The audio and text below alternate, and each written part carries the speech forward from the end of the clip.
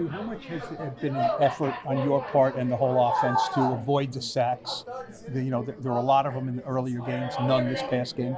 Yeah, it was something that was a point of emphasis from the week prior. Try to just get the ball out of my hands, use my legs, run, just make decisions a little bit quicker, and offense line did a great job. I mean, it sounds obvious, but it's obviously not. Get the ball out of my hands or just run. Well, what goes into all this to, you don't want to give up on a play. You also don't want to get sacked. Yeah, it's always a give and take. You realistically you want to have 0 sacks, but realistically in the game it's not always going to happen each week in and week out. But it's just up to me just to make good decisions and try to help out the offense to not have any negatives.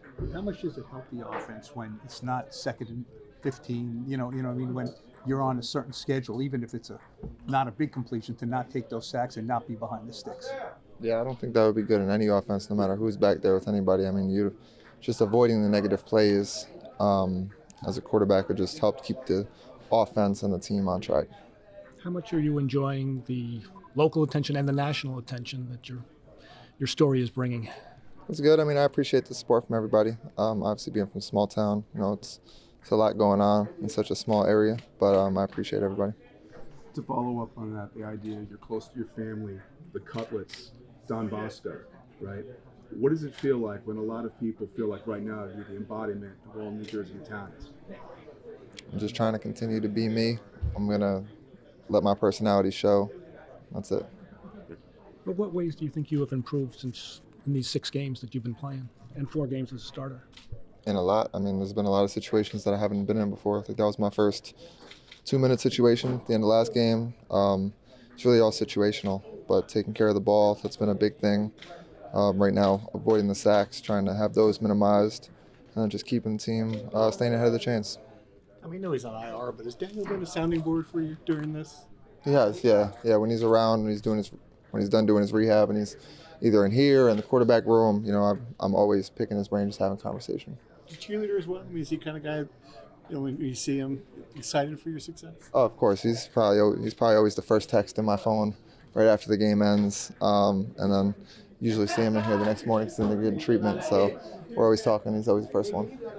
What's his advice about handling all the attention? Because obviously being the starting quarterback of an NFL team is sort of like probably the next level of attention and eyes on you. Yeah, it's just staying composed throughout the whole thing. It's kind of the same deal it's always been in college and everything else. When everything's going good, everybody loves you, and when you don't win, people don't like you, right? It's always somebody's talking this and that about you. So just staying even keel through it all.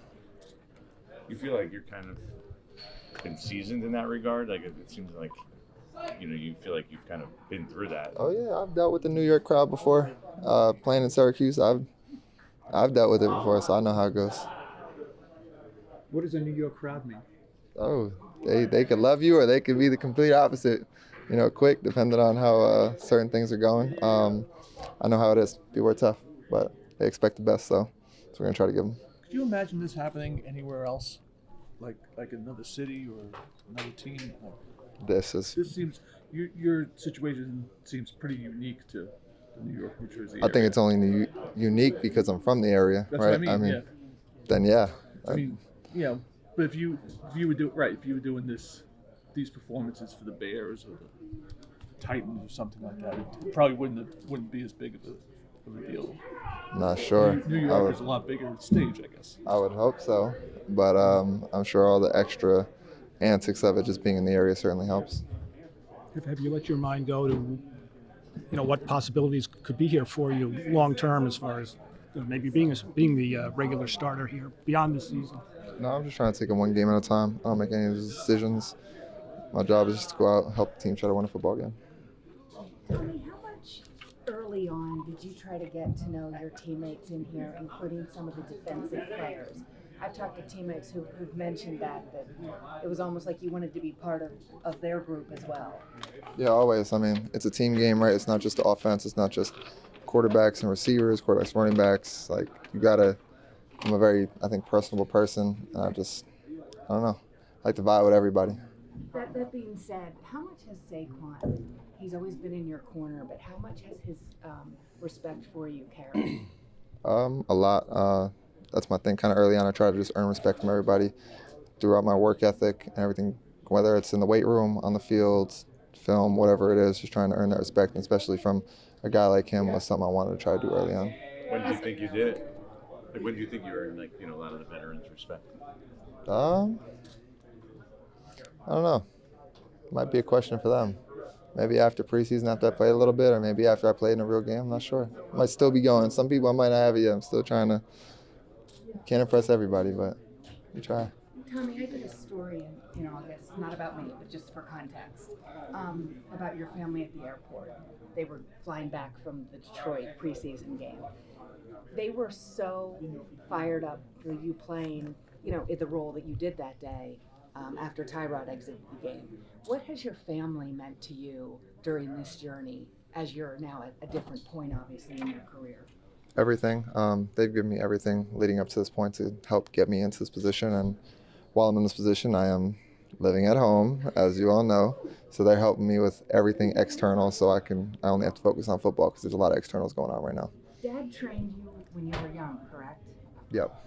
How has he told you recently how proud he is? Yeah, he does all the time. He's a proud dad, rightfully so. But I just continue to try to give back to them always.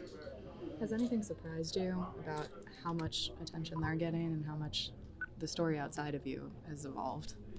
Honestly, no. I know how it is in the area, especially when things took off, especially with the whole Italian stuff. Social media is a crazy place. Things can catch fire real quick, so it took off, and we try to keep going. What about the season itself, in the playing too? What's surprised you about the process, or has anything surprised you about the process? No, I wouldn't say anything really surprised me to this point. I'm just playing football. That's it. How much are you thinking about the playoff race, and what do you think of the chances now that you're kind of back in it as a team? I'm not thinking about anything but this week with the Saints. That's it. What do you see from the Saints when you look at this team, this matchup? Yeah, they're a good team. Obviously, they have a lot of guys on that defense. Someone I've kind of looked up to in the past, the Honey Badger. He's on that defense. My first time playing against him. It's kind of a cool deal. When I went through, scouting report and saw his name on there. Someone I've always watched when I was younger. So that'll just be a little cool person to play against out there. Are you expecting, you showed a run more heavy game, kind of the impact of the defense, taking advantage of that this weekend, perhaps? I don't know. We'll see how they play.